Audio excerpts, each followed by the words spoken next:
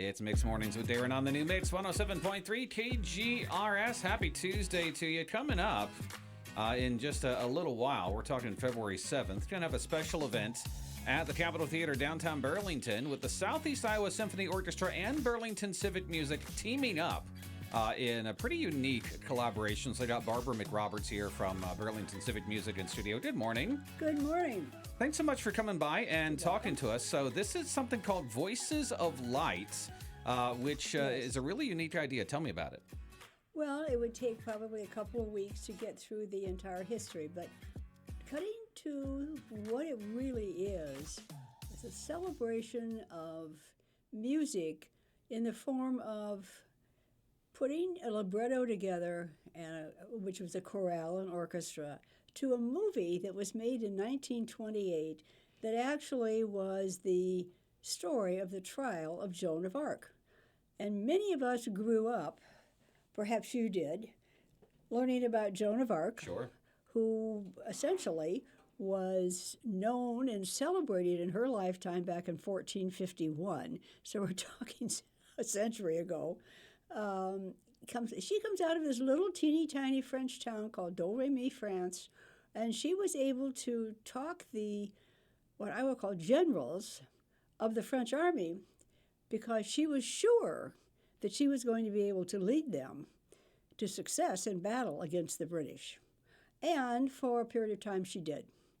She actually did. So she's turned out to be a heroine, if you will, because she defied a lot of things that were cultural at the time. Right, yeah, big cultural shake-up, Sure. And also, the spirituality aspect of the whole thing. So she really was a pretty impactful figure in history. Well, she really was, and she has been canonized, which means she is now Saint Joan. Mm-hmm. And so a gentleman by the name of Richard Einhorn came along in the Einhorn, I want to spell it for you, E-I-N-H-O-R-N, and you can find a quote from him on the symphony page in terms of his inspiration, because a friend of his, knowing that he was a composer of primarily what I would call inspirational music, said, "You need to see this film."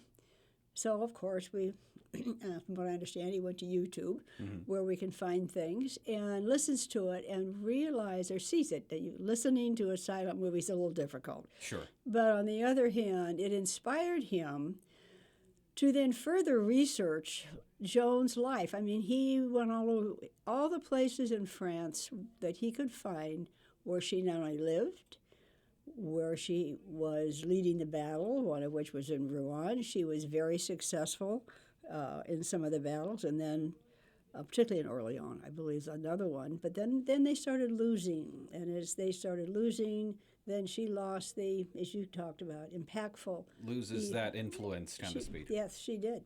And that was when then she finally was captured by the Brits.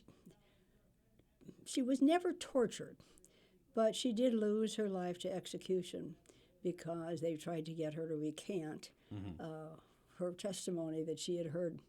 I would call them angel voices, and they always were tripped by bells. Sure. So Einhorn has actually put bells in his composition. Okay. And the other thing he's used, which is one of the reasons where I got involved, I love choral music, and I love the medieval approach, almost mystical voices, and that's what he picked. But, I mean, he wrote both. So he's written both the libretto for it and the composition for the symphony. And you listen to it, and it is some of the most lovely music that I've heard, and it gets pretty intense as they get closer to the fact they are going to take her life. Yeah, and I've heard that due to the material here, due to the content, I mean, it's a 1928 film, but it's still one of those where 12 and under, you're really going to have to second guess whether or not you bring the kids. That's exactly right. And I think part of it's just the intensity of this film. If you want a bit of a preview, you can do that yourself. And you can tell this Danish director pulled out, the woman's name, I believe, was Renee Falconetti. Where did I pull that? Yeah. And you're captured by the intensity. But as I said, there's no evidence that Joan was actually tortured, but she was kept in prison. And I don't imagine she was treated real No, well. probably Maybe. not. I don't know. Not being a female in that time period, Yeah, especially one leading an enemy army. But so the movie, The Passion, A Passion of Joan of Arc, and then this experience, Voices of Light. I understand this is a pretty unique collaboration between you folks with Civic Music and Southeast Iowa Symphony. Well, it really is. This is first of all, we're all into live music, and we're into presenting in this area. Sure. The symphony has a couple of other places where they go into Ottumwa and they go into Mount Pleasant, but both organizations have been around for quite some time, and I do believe that Burlington is very fortunate to have a symphony in this area. They're celebrating their 75th anniversary. We are in our 96th season.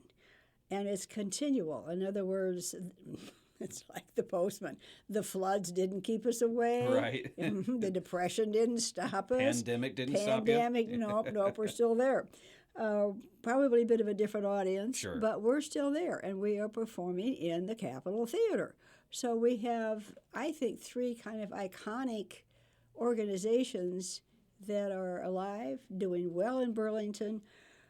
And this is a powerful piece of music that probably none of us would have been asked to do here in Burlington because of its size, except for the fact that a man by the name of Keith Schultz, who is fairly well known in Burlington, he loves Burlington. He could be someplace else, and he's chosen not to do that. So he's been very, very supportive of all three organizations. I would say particularly the symphony.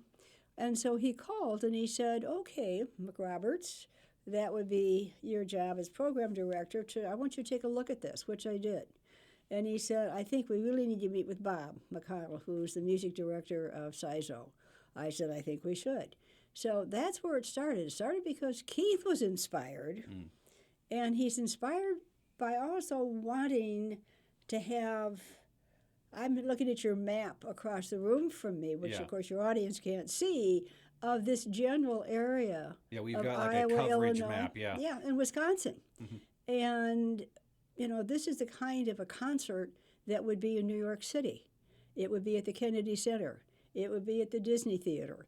It would not be in a theater that, first of all, does not have an enormous stage. And we have figured out how to stage it. Yeah.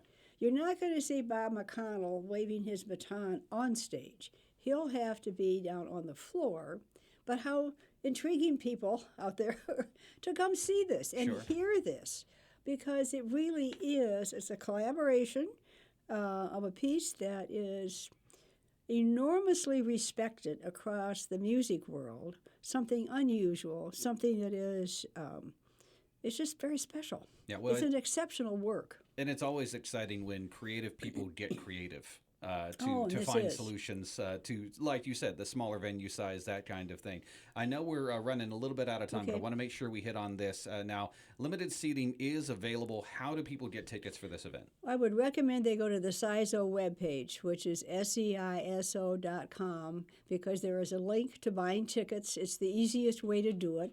Civic Music has a phone number. I'm not even going to give it out. Let's have them go to the symphony, because they can order them online. I have a feeling that there will be tickets available. Yeah. It's not been one of the most popular shows because, again, it's not recognizable. But once they kind of get a feel, I really want them to go on and just listen to it. The music's beautiful. Yeah, it's wonderful. It's going to be a wonderful experience. We'll be sure to add a ticket link to our community calendar entry at thenewmix.com, seiso.us, seiso.us. You can click the button to purchase tickets right then and there. February 7th, 7 o'clock at the Capitol Theater. They're going to have a pre-concert social event starting at 5:30, and then the doors open at 6:30.